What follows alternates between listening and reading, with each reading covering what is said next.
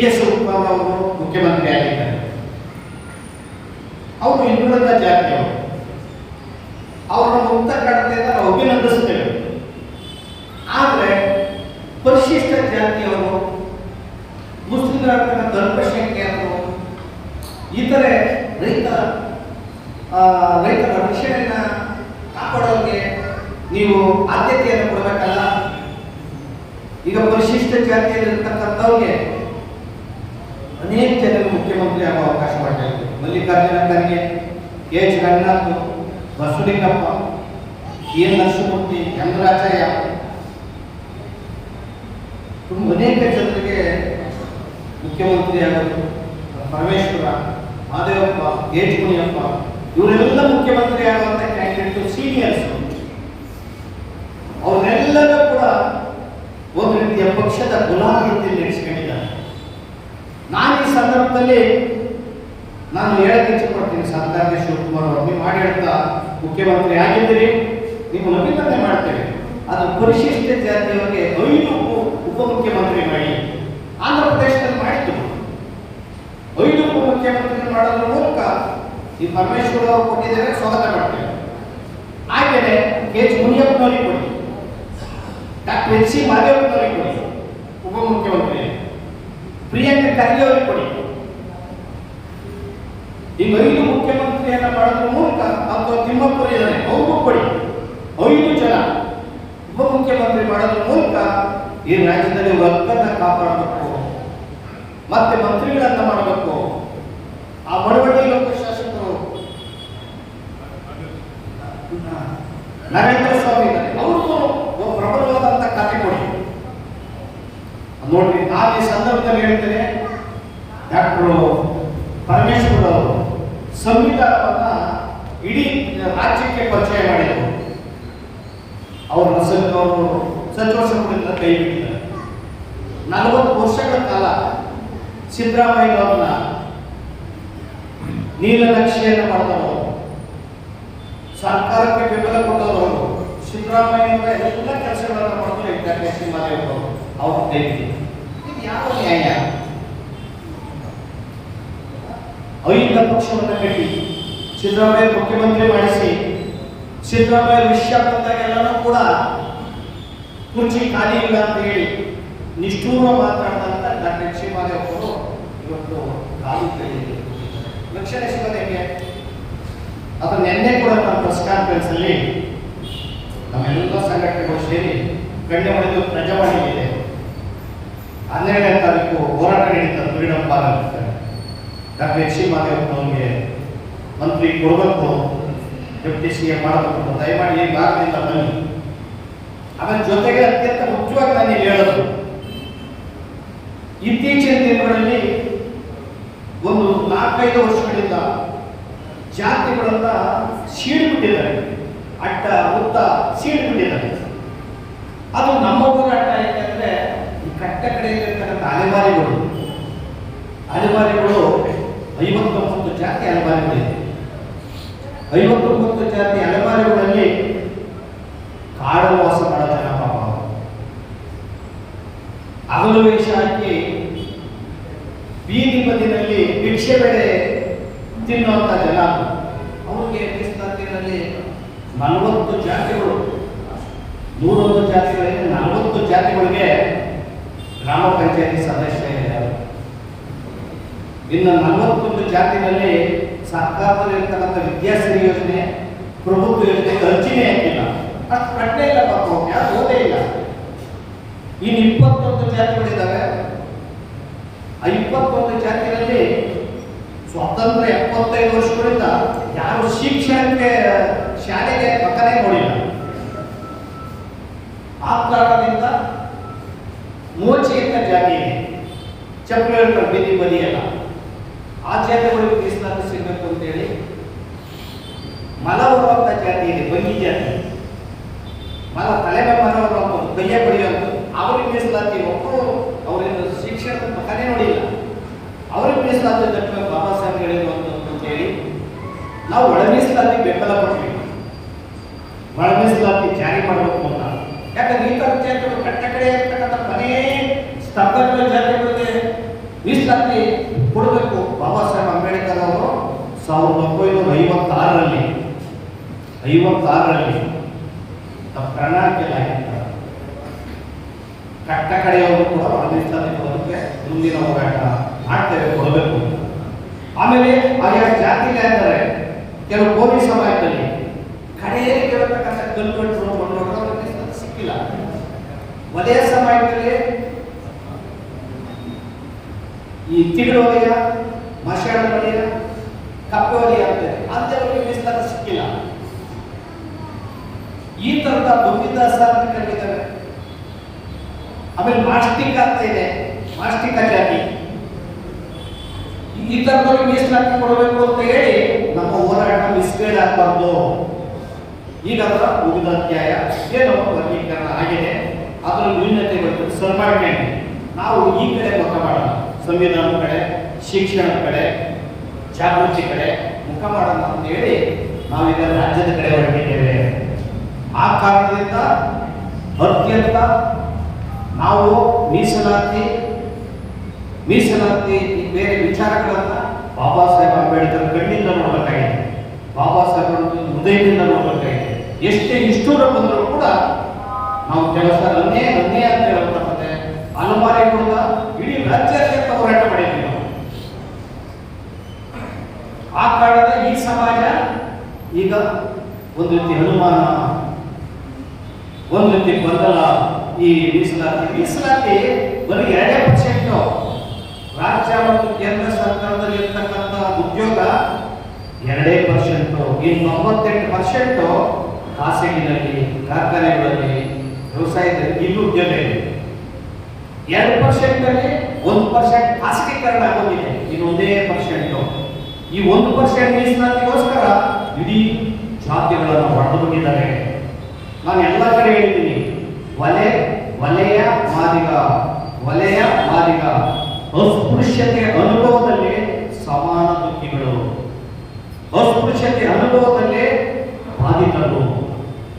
ಹಳ್ಳಿಗಳಲ್ಲಿ ತುಂಬಾ ಕಟ್ಟ ಕಡೆಗಣಿಸುವಂತ ಜಾತಿಗಳಂದ್ರೆ ಇವತ್ತು ಕೆಲವು 100 ಜಾತಿಗಳಲ್ಲಿ ಅನೇಕ ಜಾತಿಗಳು ಬರ್ತವೆ. ಅದರಲ್ಲೆಲ್ಲ ಅಣ್ಣ ತಮ್ಮದಿರು. ಆ ಕಾರಣದಲ್ಲೆಲ್ಲ ಒಟ್ಟಾಗಬೇಕಾಗಿದೆ, ಒಂದಾಗಬೇಕಾಗಿದೆ. ಈ ದೇಶವನ್ನ ನಿಲ್ಲಿಸೋದಕ್ಕೆ ನಾವು ಭೂನಾದಿಯನ್ನ ಕಟ್ಟಬೇಕಾಗಿದೆ. ಈ ದೇಶದಲ್ಲಿ ಸ್ವಾತಂತ್ರ್ಯ ಬಂದದ್ದು ಅಸ್ಪೃಶ್ಯರು, ಅಲ್ಪಸಂಖ್ಯಾತರಿಂದ, ಅಸ್ಪೃಶ್ಯರಿಂದ, ಹಿಂದುಳಿದವರಿಂದ. ಈ ದೇಶದಲ್ಲಿ ವ್ಯವಸಾಯ ಮಾಡ್ತಾ ಇರೋರು, ಅನ್ನ ಕೊಡ್ತಾ ಇರೋರು ದಲಿತರು, ಹಿಂದುಳಿದವರು. ಬಾಬಾ ಸಾಹೇಬರು ಕಿವಿಮಾತನ್ನ ಹೇಳ್ತಾರೆ, ಇವೆಲ್ಲನೂ ಪರಿಶಿಷ್ಟ ಜಾತಿ, ಪರಿಶಿಷ್ಟ ಪಂಗಡ, ಪರಿಶಿಷ್ಟ ವರ್ಗ, ಹಿಂದುಳಿದವರು, ಕಾರ್ಮಿಕ ಅಲ್ಪಸಂಖ್ಯಾತರು. ಇಡೀ ಭಾರತದಲ್ಲಿ 85% ಮತದಾರರಿದ್ದಾರೆ.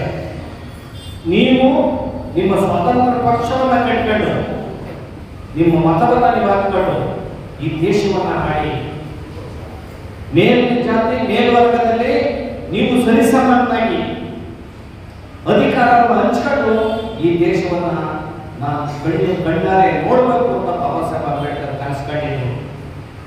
ಈಗಿರುವ ಪಕ್ಷಗಳು ಏನಿದ್ದಾವೆ, ರಾಜಕೀಯ ಪಕ್ಷಗಳು, ಈ ಪಕ್ಷಗಳು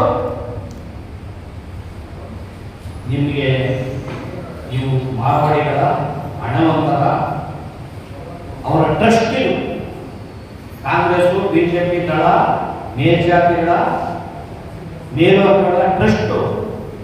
ಬಾಬಾ ಸಾಹೇಬ್ ಅಂಬೇಡ್ಕರ್ ಅವರಿಗೆ ಗಾಂಧೀಜಿಯವರ ಜೊತೆಗೆ ರಾಜಕೀಯ ಬಂದಂತ ಬಾಬಾ ಸಾಹೇಬ್ ಅಂಬೇಡ್ಕರ್ ಅವರಿಗೆ ಪ್ರಧಾನಿ ಮಾಡಲಿಲ್ಲ, ರಾಷ್ಟ್ರಪತಿ ಮಾಡಲಿಲ್ಲ. ನಿಮಗೆ ಮಾಡ್ತಾರ ಮುಖ್ಯಮಂತ್ರಿನ, ದಲಿತ ಮುಖ್ಯಮಂತ್ರಿ ಕೂಡ ಅಂತ ಕೂಗಾಗ್ತಾ ಇದ್ದೀವಿ. ಅವ್ರಿಗೆ ಮಾಡಲಿಲ್ಲ, ನೀವು ಪ್ರಧಾನಿ ಮಾಡ್ಯಾರ, ಪಕ್ಷ ಅವತ್ತು. ನೀವು ಮುಖ್ಯಮಂತ್ರಿ ಮಾಡ್ಯಾರ, ಪಕ್ಷ ಅವತ್ತು. ಬಾಬಾ ಸಾಹೇಬ್ ಹೇಳಿದ್ದೇನು, ನೀವು ಸ್ವತಂತ್ರ ರಾಜಕೀಯ ಪಕ್ಷದ ಕಟ್ಟಿ ಅದರಲ್ಲಿ ಈ ದೇಶ ಆಳುವಂತಹ ಮರೆಗಳಾಗಿ ಪಕ್ಷವೂ ನಿಮ್ಮದೆ. ಅಲ್ಲಿರುವ ನೀವೇ ಮುಖ್ಯಮಂತ್ರಿ ನೀವೇ ಅಂತ ಬಾಬಾ ಸಾಹೇಬ್ ಅಂಬೇಡ್ಕರ್ ಅವರು ಬಹುದೊಡ್ಡ ಕಲೆಯನ್ನ ನಿಮಗೆ ಕೊಟ್ಟಿದ್ದು ಅದು ಮಾಡ್ತಿದ್ದೀರಿ. ಆದರೆ ರಾಜ್ಯದಲ್ಲಿ ಏನಾಯಿತು ಅಂದ್ರೆ ನಾವು ರಾಜಕೀಯ ಹೋರಾಟನ ಪ್ರಾರಂಭ ಮಾಡೋಕ್ಕಾಗಲಿಲ್ಲ. ಯಾಕೆ ಮಾಡೋಕ್ಕಾಗಲ್ಲ ಅಂದ್ರೆ ನಿಮ್ಮನ್ನು ಒಗ್ಗಟ್ಟಾಗಿ ಮಾಡೋದೇ ಆಗೋಯ್ತು. ನಾವು ನಿಮ್ಮನ್ನೆಲ್ಲ ಸಂಘಟನೆ ಜಾಗೃತಿ, ಶಿಕ್ಷಣ ಜಾಗೃತಿ, ಶಾಲೆ ಕಳಿಸುವಂಥದ್ದು ಒಂದು ಸಾಂಸ್ಕೃತಿಕವಾಗಿ ಕಟ್ಟುವಂಥ ಹೋರಾಟಗಳನ್ನು ಮಾಡ್ತೀವಿ. ಇನ್ನು ರಾಜಕೀಯವಾಗಿ ಕೂಡ ನಿಮಗೆ ಪ್ರಜ್ಞೆ ಬರಬೇಕು. ಆದ್ದರಿಂದ ಬಾಬಾ ಸಾಹೇಬ್ ಅಂಬೇಡ್ಕರ್ ಪಕ್ಷ ಏನಿದೆ Republican party of India B, ಆ ಪಕ್ಷವನ್ನು ಸ್ಥಾಪನೆ ಮಾಡಿ ಮುಂದಿನ ಪೀಳಿಗೆಗೆ ನೆರವಾಗಲಿ ಅಂತೇಳಿ ಅದಕ್ಕೆ ರಾಷ್ಟ್ರಾಧ್ಯಕ್ಷ ನಾನೇ ಆಗಿದ್ದೇನೆ. ಅದು ನಿಮ್ಮದು, ಅದನ್ನು ಮುನ್ನಡೆಸಬೇಕು. ರಾಜಕೀಯ ಪ್ರಜ್ಞೆ ನಿಮಗೆ ಬರಬೇಕು, ನನ್ನ ಜನಕ್ಕೆ ರಾಜಕೀಯ ಪ್ರಜ್ಞೆ ಬರಬೇಕು. ಬಾಬಾ ಸಾಹೇಬ್ ಕನಸು. ಯಾವಾಗ ನಿಮಗೆ ರಾಜಕೀಯ ಪ್ರಜ್ಞೆ ಬರ್ತದೆ ಅವಾಗ ಉಳಿದವರು ವಿಕಾರಿಗಳಾಗ್ತಾರೆ. ಇವತ್ತು ನಿಮ್ಮನ್ನು ಆಡ್ತಾ ಇರೋದು ಯಾರು? ಬರೀ 2-3% ಇರೋದು, 2-3% ಇರುವಂತ ಮನುವಾದಿಗಳು ನಿಮ್ಮನ್ನು ಆಡ್ತಾ ಇರೋದು. ಈ ದೇಶದಲ್ಲಿ 2-3% ಇರುವಂತ ಮನುವಾದಿಗಳು ಈ ದೇಶವನ್ನು ಆಳ್ತಾ ಇದ್ದಾರೆ. ಇನ್ನು 98% ಜನರನ್ನ ಗುಲಾಮರಾಗಿ ಇಟ್ಕೊಂಡಿದ್ದಾರೆ. ನಿಮ್ಮ ಈ ದೇಶದಲ್ಲಿರುವಂತ ಭೂಮಿ ಎಷ್ಟು? ಬರೀ 6%. SC ST OBC ಸೇರಿಸಿದ್ರೆ 6%. ಇನ್ನು 94% ಬ್ರಾಹ್ಮಣ ವೈಶ್ಯ ಕ್ಷತ್ರಿಯರು ಭೂಮಿ. ಕೈಗಾರಿಕೋದ್ಯಮದ ಮಾಲೀಕರು 98% ವೈಶ್ಯ ಬ್ರಾಹ್ಮಣ ಕ್ಷತ್ರಿಯ. ದೊಡ್ಡ ದೊಡ್ಡ ಕಾರ್ಖಾನೆಗಳಿದಾವಲ್ಲ, ಕೈಗಾರಿಕೋದ್ಯಮದ ಮಾಲೀಕರು 98% ಒಂದೇ ಜನರು. ಇನ್ನು 2% SC ST OBC ಜನ ಇದ್ದಾರೆ. ಅದು ಪರಿಶಿಷ್ಟ ಜಾತಿಯವರು ಸ್ಪರ್ಧೆ. ಈ ದೇಶದ ಸಂಪತ್ತು, ಈ ದೇಶದ ರಾಜಕಾರಣ, ಈ ದೇಶದ ಅಧಿಕಾರ ಎಲ್ಲರೂ ಕೂಡ ನೀವು ಇಲ್ಲವೇ ಇಲ್ಲ. ಅದಕ್ಕೆ ಬಾಬಾ ಸಾಹೇಬ್ ಇಲ್ಲದವರು ಅಂತ ಹೇಳ್ತಾರೆ. ಇಲ್ಲದವರು ದುಡ್ಡಿರೋರು ಅಂತ ಅಲ್ಲ, ನೀವು ಇಲ್ಲವೇ ಇಲ್ಲ ಅಂತ. ಎಲ್ಲಿಲ್ವಲ್ಲ ನಿಮ್ಮಲ್ಲಿ? ಅದಕ್ಕೆ ಬಾಬಾ ಸಾಹೇಬ್ ಆದ್ಯತೆ ಶಿಕ್ಷಿತರಾಗಿ, ಸಂಘಟಿತರಾಗಿ ಈ ದೇಶವನ್ನು ಆಳಿ ಅವರು 1920ರಿಂದ 1956ರವರೆಗೆ ಅವರ ಜೀವಿತಾವಧಿಯಲ್ಲಿ ಬರೀ ನಿಮ್ಮನ್ನ ರಾಜಕೀಯ ಸಂಘಟನೆ ಮಾಡುವಂತ ರಾಜಕಾರಣವನ್ನ ಬಾಬಾ ಸಾಹೇಬ್ ಮಾಡಿದ್ದಾರೆ. ನ್ಯಾಕ್ಟಿವ್ ಪವರ್ ಅಂತ ಹೇಳಿದ್ದಾರೆ. ಈ ದೇಶದ ಆಡಳಿತ ಕಾರ್ಮಿಕ ಪಕ್ಷವನ್ನ ಕಟ್ಟಿ, ಜಾತಿ ಪಂಗಡಗಳ ಪಕ್ಷ ಕಟ್ಟಿ, ರಾಷ್ಟ್ರೀಯ ಆರ್ಪಿ ಕಟ್ಟಿ ಒಂದು ರಾಜಕೀಯ ಹೋರಾಟ ಮಾಡ್ಕೊಂಡಿದ್ದಾರೆ ಬಾಬಾ ಸಾಹೇಬರು. ವಿಧಾನಸೌಧಕ್ಕೂ ಕೂಡ ಬೆರಳು ತೋರಿಸ್ತಾ ಇದ್ದಾರೆ. ಯೋಜನೆ ಇಲ್ಲಿದೆ, ಅಧಿಕಾರದಲ್ಲಿ ಶಾಸಕರ ಪೂರ್ವರು, ಸಂಸತ್ ಪ್ರಜಾಪ್ರಭುತ್ವ ನಾಯಕತ್ವ ನನ್ನ ಜನ ಹಿಡಿಬೇಕು. ಇವತ್ತು ಸಂಸತ್ ಪ್ರಜಾಪ್ರಭುತ್ವ ಎಲ್ಲ ನಾಶ ಆಗಿಬಿಟ್ಟಿದೆ. ಅದಕ್ಕೆ ನೀವೆಲ್ಲರೂ ಕೂಡ ಈ ದೇಶದ ರಾಜಕಾರಣವನ್ನು ಹಿಡಿಯೋದಕ್ಕೆ, ಈ ದೇಶದ ಹೋರಾಟಕ್ಕೋಸ್ಕರ ನೀವು ರಾಜಕೀಯ ಪ್ರಜ್ಞೆಯನ್ನು ಬಳಸಬೇಕಾಗಿದೆ. ಇವತ್ತು ಅರ್ಥ ಆಗಿದೆ. ನಮ್ಮ SC ST ಅಲ್ಪಸಂಖ್ಯಾತ MLA ಕರ್ನಾಟಕದಲ್ಲಿ ಅರ್ಥ ಆಗಿದೆ, ಅಂದ್ಕೊಂಡಿದ್ದೀನ. ಇಷ್ಟೆಲ್ಲ ಪ್ರಯತ್ನ ಪಟ್ಟರು ಕೂಡ ಮುಖ್ಯಮಂತ್ರಿ ಆಗಲ್ಲ. ನೀವು ಬೇರೆ ಮನೆಗೆ ಹೋಗ್ಬಿಟ್ಟು ದೇವ್ರ ಮನೆ ಬಿಟ್ಟರೆ ಅಂತ ಯಾರು ಹೇಳ್ತಾರೆ? ಇನ್ನೂ ಮೇಲ್ಜಾತಿಗಳು ಅಸ್ಪೃಶ್ಯರು ಇರುವಂತ ಸಂಬಂಧ ಚಪ್ಪಲಿಗಳು ಕಾಲಿಗಳು ಸಂಬಂಧ. ಬೆಳಿಗ್ಗೆವರೆಗೂ ನೀವು ಚಪ್ಪಲಿ ಹಾಕಿ ಓಡಾಡ್ಬಿಟ್ಟು ಚಪ್ಪಲಿ ನೆನ್ಬಿಟ್ಟು ಹೋಗ್ತಾರೆ, ಮನೆಗೆ ಹೋಗುವಾಗ ಬಾಗಿಲು ಬಿಟ್ಟು ಹೋಗ್ತಾರೆ. ಈ ಒಲೆಯರು ಮಾಲಿರು ಎಡಗಾಲ ಚಪ್ಪಲಿ ಮೇಲು, ಬಲಗಾಲ ಚಪ್ಪಲಿ ಮೇಲು.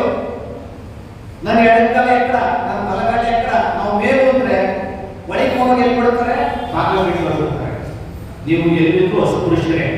ಆ ಕಾರಣ ಅರ್ಥ ಮಾಡ್ಕೋಬೇಕಾಗಿದೆ, ಅಸ್ಪೃಶ್ಯ ಅರ್ಥ ಮಾಡ್ಕೋಬೇಕಾಗಿದೆ. ಇವರು ದೇಶದ ಧ್ವನಿಗಳು, ಈ ದೇಶದ ಅರಸನಾಗಿದ್ದವರು, ಈ ದೇಶವನ್ನು ಆಳಿದವರು. ಇವತ್ತು ಆಹಾರವನ್ನು ಉತ್ಪತ್ತಿ ಮಾಡುವಂಥವರು ಪರಿಷ್ಠ ಜಾತಿ ಪಂಗಡಗಳು, ಹಿಂದೂ ಆಹಾರನೇ ಉತ್ಪತ್ತಿ ಆಗಲ್ಲ. ಈ ದೇಶದಲ್ಲಿರ್ತಕ್ಕಂಥ ಎಲ್ಲ ಯುವಕರಿಗೆ ಅನ್ನ ಕೊಡುವಂಥವ್ರು ನೀವು. ಈ ದೇಶದಲ್ಲಿರ್ತಕ್ಕಂಥ ಎಲ್ಲ ಯುವಕರಿಗೆ ಬಟ್ಟೆ, ಬರೆ, ಬಂಗಾರ ಕೊಡುವಂಥವ್ರು ನೀವು. ಈ ದೇಶದ ಎಲ್ಲಾ ಕಾರ್ಖಾನೆಗಳನ್ನು ತಿಳಿಸೋದು ನೀವು. ನಿಮ್ಗೆ 5 ನಿಮಿಷ ಕೇಳೋದು ಕಡಿಮೆ ಇಲ್ಲ ಅಂದ್ರೆ ಹೆಂಗೆ ನಿಮ್ಮನ್ನು ಸರಿ ಮಾಡೋದು? ಅದಕ್ಕೆ ಬಾಬಾ ಸಾಹೇಬ್ ಹೇಳ್ತಾ ಇದ್ರು, ನೀವು ತಾಯಿ ಗರ್ಭದಲ್ಲೇ ಗರ್ಭಪಾತ ಆಗ್ಬೇಕು. ನೀವು ನಿಮಗೆ ಸ್ವಾಭಿಮಾನ ಆತ್ಮಗೌರವ ಬಂದಿಲ್ಲ. ಸ್ವಾಭಿಮಾನ ಆತ್ಮಗೌರವ ಉಳಿಸಿಕೊಳ್ಳಿ. ಈ ದೇಶವನ್ನು ಕಟ್ಟಕ್ಕೆ ನಿಮ್ಮನ್ನು ನೀವು ಒಗ್ಗಟ್ಟಾಗಕ್ಕೆ ಪ್ರಯತ್ನವನ್ನು ಪಡಿ ಅಂತ ಬಾಬಾ ಸಾಹೇಬರು ಹೇಳಿದ್ರು. ಆ ಕಾರಣದಲ್ಲಿ ನಾವು ಮತ ಜಾಗೃತಿ ಮಾಡಬೇಕಾಗಿದೆ, ಸಂವಿಧಾನ ಜಾಗೃತಿ ಮಾಡಬೇಕಾಗಿದೆ. ನಿಮ್ಮ ಮಕ್ಕಳನ್ನ ಶಾಲೆಗೆ ಕಳಿಸಿ, ಪ್ರತಿ ಮಕ್ಕಳನ್ನ ಶಾಲೆಗೆ ಕಳಿಸಿ ಅಂತ ಬಾಬಾ ಸಾಹೇಬರು ಹೇಳಿದ್ರು. ಶಿಕ್ಷಣ ಜಾಗೃತಿ ಮಾಡಬೇಕಾಗಿದೆ ನಾವು. ಆ ಕಾರಣಕ್ಕೋಸ್ಕರ ಇಲ್ಲಿ ದಕ್ಷಿಣ ತಾಲೂಕಿನಲ್ಲಿ ನಾವು ಶಿಕ್ಷಣ ಜಾಗೃತಿ ಕಾರ್ಯಕ್ರಮವನ್ನು ಮತ್ತು ಮತದಾನ ಜಾಗೃತಿ ಕಾರ್ಯಕ್ರಮವನ್ನು ಮತ್ತು ಸಂವಿಧಾನ ಜಾಗೃತಿ ಕಾರ್ಯಕ್ರಮವನ್ನು ಹಮ್ಮಿಕೊಂಡಿದ್ದೇವೆ. ಈ ಒಂದು ಕಾರ್ಯಕ್ರಮ ಅತ್ಯಂತ ಯಶಸ್ಸಾಗಿದೆ. ಈ ಕಾರ್ಯಕ್ರಮ 3 ಸಾರಿ ಬೆಳಿಗ್ಗೆ ನಾವು ಇಡೀ ರಾಜ್ಯಾದ್ಯಂತ ಕಾರ್ಯಕ್ರಮ ಮಾಡ್ತೇವೆ ಒಂದು ಮಾತನ್ನು ಹೇಳಿ, ನೀವು ಯಾರ್ಯಾರು ಈ ಕಾರ್ಯಕ್ರಮವನ್ನು ಆಯೋಜಿಸಿದ್ದೀರಿ ನಿಮ್ಮೆಲ್ಲರಿಗೂ ಕೂಡ ಧನ್ಯವಾದಗಳನ್ನು ಹೇಳೋದ್ರ ಮೂಲಕ ನೀವೆಲ್ಲರೂ ಕೂಡ ಮತ್ತಷ್ಟು ಸಂಘಟನೆಯಲ್ಲಿ ದೊಡ್ಡ ದೊಡ್ಡ ಜವಾಬ್ದಾರಿಗಳನ್ನು ವಹಿಸಿಕೊಂಡು ಸಂಘಟನೆಯನ್ನು ಕಟ್ಟಬೇಕು ಮತ್ತು ಆರ್ಪಿಐ ಕಟ್ಟಬೇಕು, ದಲಿತ ಕಟ್ಟಬೇಕು. ಈ ಜನಕ್ಕೆ ಬಡವರಿಗೆ ಅಟ್ರಾಸಿಟಿ ಆಗೋರಿಗೆ, ಅತ್ಯಾಚಾರ ಆಗೋರಿಗೆ, ನೋವಿನವರಿಗೆ, ಭೂಮಿಯದವರಿಗೆ, ಬಡವರಿಗೆ ನೀವೆಲ್ಲ ನೆರವಾಗಬೇಕು. ಬೆಂಗಳೂರಲ್ಲಿ 10 ಲಕ್ಷ ಏನು ಅಕ್ರಮ ಸಕ್ರಮ ಮನೆ ಕೊಡಬೇಕಾಗಿದೆ, ಕೊಟ್ಟಿಲ್ಲ. 11,000 ಹಳ್ಳಿಗಳಿಗೆ ಕಷಾಯ ಇಲ್ಲ. 12 ಲಕ್ಷ ಅವರು ಸಾಗುವಳಿ ಸಕ್ರಮ ಮಾಡಿಲ್ಲ. ಸಿದ್ದರಾಮಯ್ಯ 10 ವರ್ಷ ಆಡಳಿತ ಮಾಡಿದೆ. ಸ್ವಾಮಿ 10 ವರ್ಷ ಆಡಳಿತ ಮುಖ್ಯ ಅಲ್ಲ, ನೀವಿಂದಲ್ಲ ಏನು ಮಾಡಿದೆ ಅನ್ನೋದು ಮುಖ್ಯ. ದೇವರ ಹಿಂದುಳಿದ ಮೀಸಲಾತಿ ಕೊಟ್ಟರು, ಎಲ್ಲ ಜಾತಿಯವರಿಗೆ ಮೀಸಲಾತಿ ಕೊಟ್ಟರು, ಕನ್ನಡದ 1ನೇ ಸ್ಥಾನಕ್ಕೆ ಪ್ರಥಮ ಸಂಸ್ಥೆ ಕೊಟ್ಟರು. ನೀವು ಯಾವ ಕಾನೂನು ವರದಿ ಜಾರಿ ಮಾಡಿಲ್ಲ, ಯಾರು ಕಾರ್ಯಕ್ರಮ ಮಾಡಿಲ್ಲ. ಹೆಚ್ಚು ಬಜೆಟ್ ಕೊಟ್ಟೆ, ಹೆಚ್ಚು ವರ್ಷ ಆಡಳಿತ ಮಾಡಿದೆ, ಅದೆಲ್ಲ ಮುಖ್ಯ. ಏನ್ ಮಾಡಿದೆ ಅನ್ನೋದು ಮುಖ್ಯ. ಏನಾದ್ರೂ ರಾಜ್ಯದಲ್ಲಿ ಬದಲಾವಣೆ ಆಗಿದೆ ಅಂದ್ರೆ ಈ ರಾಜ್ಯದಲ್ಲಿ